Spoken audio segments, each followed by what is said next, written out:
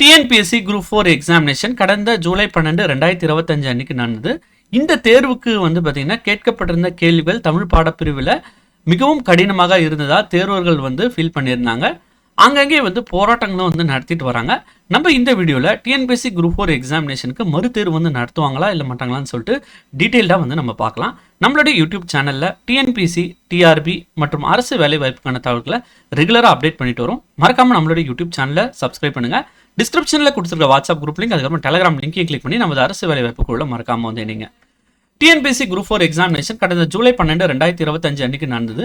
இந்த எக்ஸாமினேஷனுக்கு வந்து பார்த்தீங்கன்னா கிட்டத்தட்ட வந்து 13,89,738 நபர்கள் வந்து அப்ளை பண்ணியிருந்தாங்க. தேர்வு எழுதினவங்களோட எண்ணிக்கை வந்து பார்த்தீங்கன்னா 11.4 லட்சம் வந்து தேர்வுகள் வந்து எழுதியிருந்தாங்க. இந்த எக்ஸாமினேஷன் வந்து பார்த்தீங்கன்னா குறிப்பாக 4000க்கும் மேற்பட்ட சென்டருங்க வந்து நடந்துருந்துச்சு.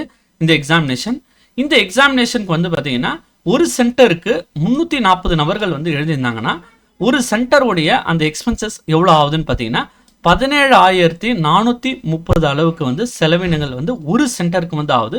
இதே வந்து 4000 சென்டருக்கு வந்து நம்ம வந்து கால்குலேட் பண்ணனா 6,97,20,000 அளவுக்கு வந்து பார்த்தீங்கன்னா எக்ஸ்பென்சஸ் ஆகுது. இது வரைக்கும் வந்து பார்த்தீங்கன்னா வெறும் எக்ஸாமினேஷன் சென்டருக்கு வரைக்கும் நம்ம வந்து கால்குலேட் பண்ணுது.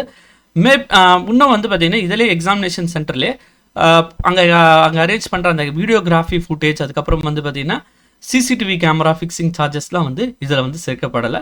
இந்த எக்ஸாமினேஷனில் இதுக்கு யாருக்கெல்லாம் வந்து அந்த சென்டரில் வந்து செலவினம் செய்கிறாங்கன்னு பார்த்தீங்கன்னா chief invigilator, additional chief invigilator, office assistant, அப்புறம் ஸ்டேஷனரி எக்ஸ்பென்சஸ், அப்புறம் ஆல் ரெண்ட் அலவன்சஸ் சொல்லிட்டு ஒரு சென்டருக்கு 17,430 அளவுக்கு வந்து செலவினங்கள் வந்து செய்கிறாங்க. அதே வந்து பார்த்தீங்கன்னா 4000 சென்டருக்கு 6,97,20,000 ரூபாய் வரைக்கும் வந்து செலவினம் ஆகுது.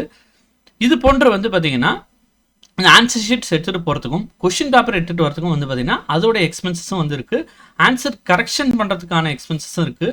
ஸோ இது தவிர்த்து இன்னும் நிறைய எக்ஸ்பென்சஸும் இதில் வந்து ஆட் ஆகும். ஸோ ஒரு எக்ஸாமினேஷன் நடத்துறதுக்கே வந்து பார்த்தீங்கன்னா இவ்வளோ எக்ஸ்பென்சஸ் வந்து ஆகுது.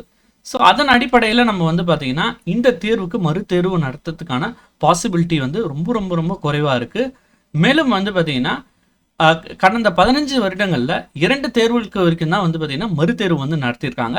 குறிப்பாக வந்து பார்த்தீங்கன்னா டிஎன்பிஎஸ்சி நடத்தின குரூப் 2 எக்ஸாமினேஷன் 2012 நடத்தின எக்ஸாமினேஷனுக்கு மறுதேர்வு வந்து நடத்தியிருக்காங்க. அதே மாதிரி டிஆர்பி பாலிடெக்னிக் 2017 நடத்தின எக்ஸாமினேஷனுக்கு மறுதேர்வு 2021 வந்து டிஆர்பி பாலிடெக்னிக்கு மறுதேர்வு வந்து நடத்தினாங்க. ஸோ இதில் முறைகேடுகளில் வந்து அவங்க வந்து கண்டறிந்தனால மறுதேர்வு வந்து நடத்துகிறாங்க. பட் இந்த டிஎன்பிஎஸ்சி குரூப் 4ல் எந்த விதமான முறைகேடுகளும் இது வரைக்கும் வந்து கமெண்ட்ஸ் ஆகலை. அதே மாதிரி எந்த விதமான முறைகேடுகளும் வந்து நடக்கலை. அதனால் வந்து பார்த்திங்கன்னா இந்த பணிக்கு, இந்த குரூப் 4க்கு எக்ஸாமினேஷனுக்கு மறுதேர்வு நடத்துறதுக்கான பாசிபிலிட்டிஸ் ரொம்ப ரொம்ப குறைவாக இருக்குது. ஸோ இந்த வீடியோவில் நம்ம வந்து எக்ஸ்பென்சஸ் ரிலேட்டடாக வந்து நம்ம வந்து மறுதேர்வு நடக்குமா இல்லையான்னு சொல்லிட்டு பார்த்தோம். ஸோ மேலும் ஒரு வீடியோவில் டிஎன்பிஎஸ்சி குரூப் 4க்கான கட் ஆஃப் உள்ளிட்ட விவரங்களை டீட்டெயில்டாக நம்ம வந்து பார்க்கலாம். மேலும் நம்மளுடைய யூடியூப் சேனலை மறக்காமல் வந்து சப்ஸ்கிரைப் பண்ணுங்கள். தேங்க்ஸ் ஃபார் வாட்சிங் திஸ் வீடியோ.